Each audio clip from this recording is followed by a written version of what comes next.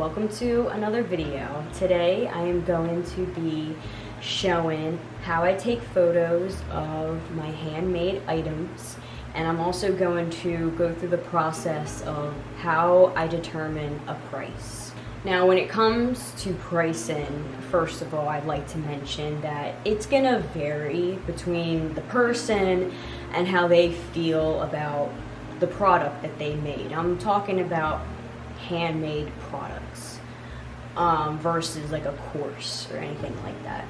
So when it comes to determining a price for items that you've made, it really truly depends on you as a person and how you want to do it.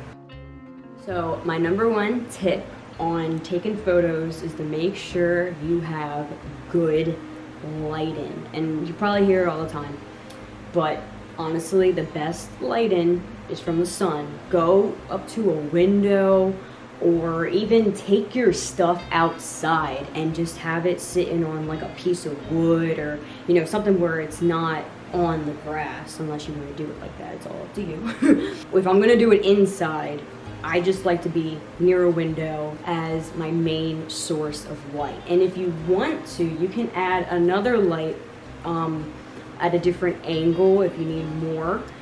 Sometimes I like to do that. So yes, first, most important tip, get good lighting. And the best is sunlight, in my honest opinion.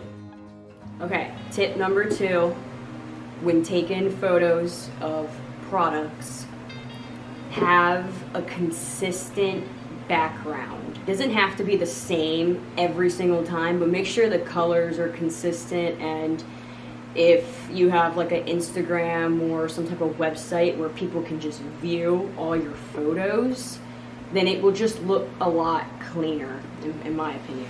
This is what I put my products on, and before I was using a white sheet and I would just lay on top, but then I realized the white was reflecting a lot from the light, and when I would have a painting on top of it, it would kind of be a little hard to see it. So, play around with certain things. Don't limit yourself to one thing. And what I'm about to do right now is just like wipe off this table pretty well, and then I'll go to the next step.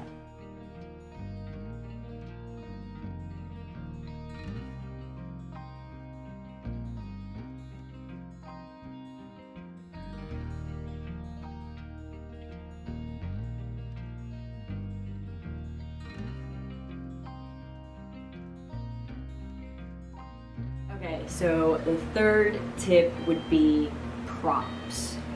Now, I don't think it's necessary, but I do think it adds another element to whatever product that you're trying to sell. And since I'm doing a fall autumn theme, I have these little tiny pumpkins, and I don't know, I just thought it'd be cute to kind of like put it on the side or something while I have whatever product right here. You can really just mix it up, match whatever you want to do, or you can keep it very basic and simple. I don't think this is such a high priority tip, but I do think it's going to add another texture and look to the product. So when it comes to how I determine a price for my products, I always like to ask myself, what is more important, receiving the money or bringing joy to someone?